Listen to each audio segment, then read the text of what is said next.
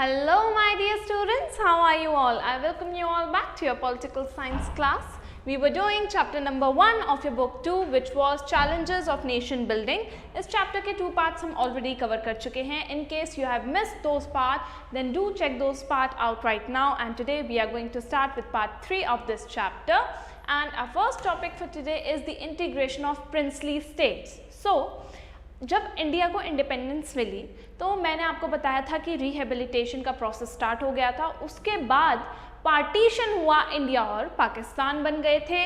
और मुस्लिम्स ने, जब मुस्लिम लीग ने डिमांड रखी थी किसकी, एक अलग नेशन की, किसके लिए, मुस्लिम्स के लिए, तो पाकिस्तान को क्रिएट किया गया था. अब बात थी क्या कि प्रिंसली स्टेट्स का क्या होगा. भाई प्रिंसली स्टेट्स कौन सी थी?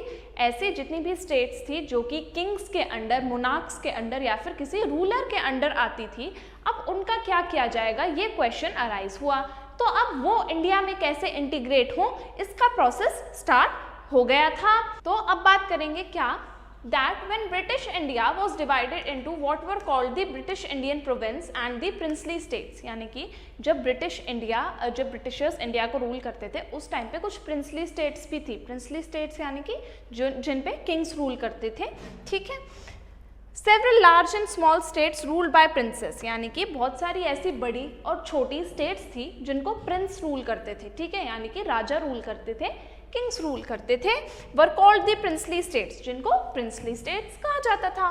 दिस वाज कॉल्ड पैरामाउंसी और suzerainty of the British crown, यानी कि इसको पैरामाउंसी मतलब जो चीफ होगा इन स्टेट का, ठीक है, वो कौन होता था, किंग होता था या फिर British crown. Princely states covered 1/3 of the land area of the British India empire, यानी कि 1/3 इंडिया का पार्ट वो किसके अंडर था उस टाइम पे, प्रिंसली स्टेट्स के अंडर था. And 1 out of 4 Indian lived under princely rule, और बहुत सारे इंडियंस प्रिंसली रूल के अंदर ही रह रहे थे, यानी कि प्रिंसेस के रूल के अंडर ही रह रहे थे. अब बात करेंगे कि भाई प्रॉब्लम क्या थी, what was the real problem. Just before independence, it was announced by the British that with the end of their rule over India, अब जैसे ही इंडिपेंडेंस मिली तो ब्रिटिशर्स ने क्या अनाउंस किया कि जैसे ही हमारा रूल खत्म होगा इंडिया पे, वैसे ही जो पैरामाउंसी है of the British crown over the princely states, यानी कि अब तक प्रिंसली स्टेट्स पे जो ब्रिटिशर्स का रूल था वो भी एंड हो जाएगा. यानी कि अब प्रिंसली स्टेट्स क्या होने वाली थी, इंडिपेंडेंट होने वाली थी. This meant that all these states as many as 565, total princely states कितनी थी, 565 स्टेट्स एकदम से क्या होने वाली थी, इंडिपेंडेंट होने वाली थी, लीगली इंडिपेंडेंट होने वाली थी.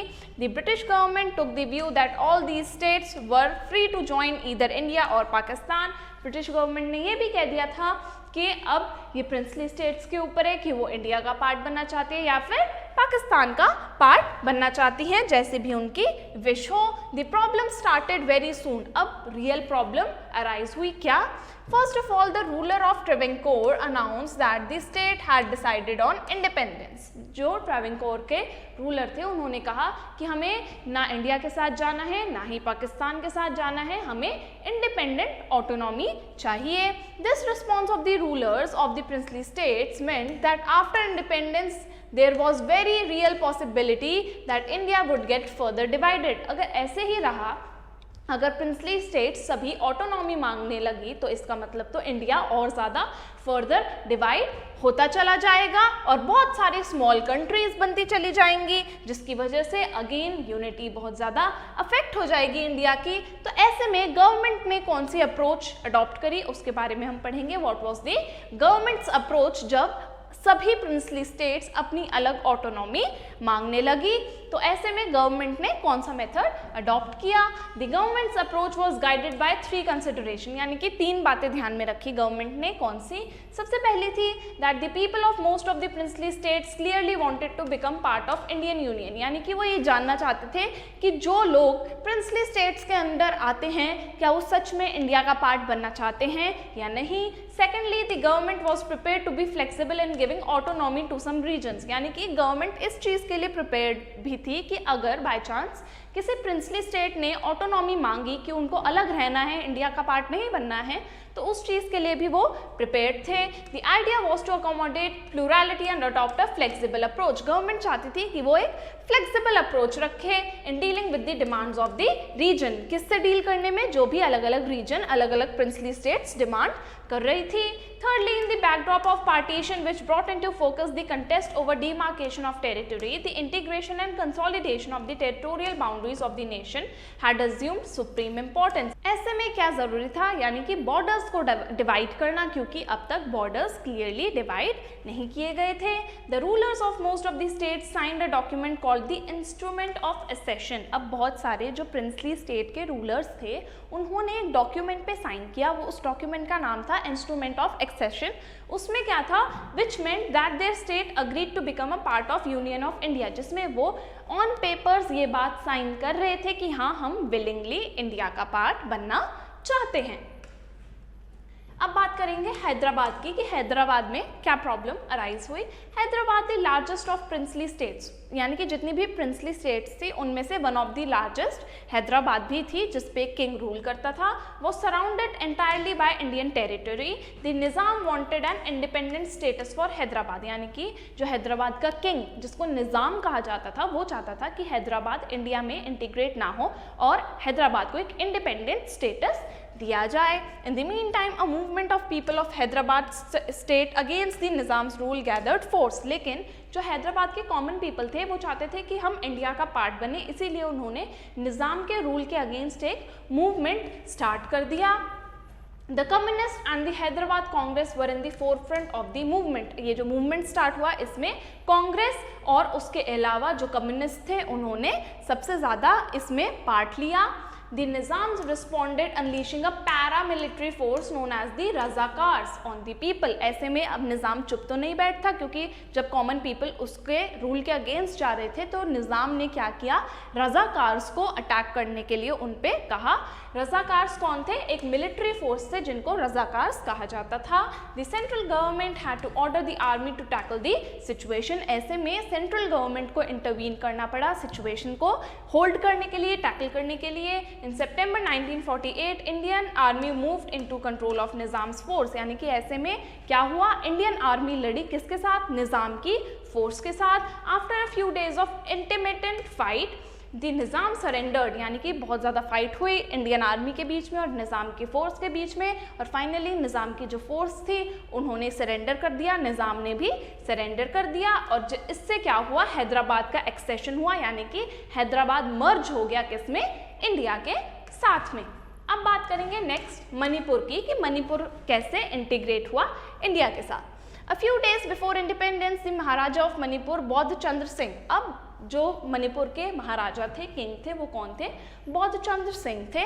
Sign the instrument of accession, उन्होंने भी इंस्ट्रूमेंट ऑफ एक्सेशन साइन कर लिया इंडियन गवर्नमेंट के साथ और कहा कि ठीक है, मैं इंडिया में मर्ज होने के लिए रेडी हूँ with the Indian government on the assurance that the internal autonomy of Manipur would be maintain. लेकिन उन्होंने कंडीशन रखी क्या? कि हम आपके साथ मर्ज तो हो जाएंगे, लेकिन जो हमारा इंटरनल ऑटोनॉमी है, जो हमारा इंटरनल गवर्नेंस है, वो हमारे ही अकॉर्डिंग चलेगा मणिपुर का।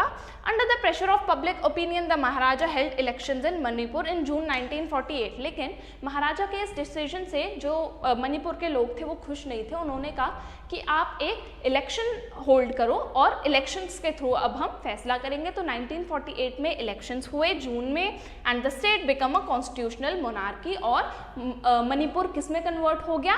मोनार्की से कॉन्स्टिट्यूशनल मोनार्की में कन्वर्ट हो गया।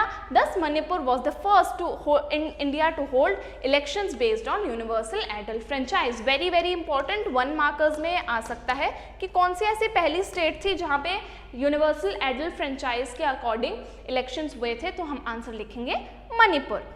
The government of India succeeded in pressurizing the Maharaja into signing a merger agreement, यानी कि फाइनली इंडियन गवर्नमेंट ने महाराजा को कंपेल कर दिया कि वो मर्जर एग्रीमेंट को, मर्जर यानी कि मिलाना, मिलाना किसको? स्टेट को, किसके साथ? इंडिया के साथ मर्जर एग्रीमेंट साइन करे इन सितंबर 1949। और जब ये अग्रीमेंट साइन कर दिया महाराजा ने, उसके बाद क्या हुआ? This caused a lot of anger and resentment in Manipur. इसकी वजह से मणिपुर में बहुत ज़्यादा एंगर लोगों में आ गया, रिसेंटमेंट आ गया। The repercussions of which are still being felt, और जिसका जो असर है, repercussions है, वो आज तक भी महसूस किए जा सकते हैं। And with this we come to an end of our today's session. I hope आपने हमारा आज का सेशन एंजॉय किया होगा। लर्न करो के प्रीमियम सब्सक्रिप्शन में आपको मिलती हैं live classes from any time anywhere. आप कहीं से भी हमारी लाइव क्लासेस एंजॉय कर सकते हैं। उसी के साथ साथ आपको सारा स्टडी मटेरियल PDF की फॉर्मेट में अवेलेबल करवा दिया जाता है, तो आपको नोट्स की टेंशन लेने की बिल्कुल भी ज़रूरत नहीं है। हमारा जो ऑफिशियल ऐप है लर्न करो द लाइव लर्निंग ऐप, उसको डाउनलोड कीजिए, हमें टेलीग्राम पर भी ज्वाइन कीजिए, दोनों के लिंक डिस्क्रिप्शन बॉक्स में गिवन है। इसी के साथ हमारा ये जो चैप्टर यहीं पे एंड होता है। अब मैं आपसे मिलूंगी नेक्स्ट क्लास में एक न्यू चैप्टर के साथ। Till then take care, bye bye.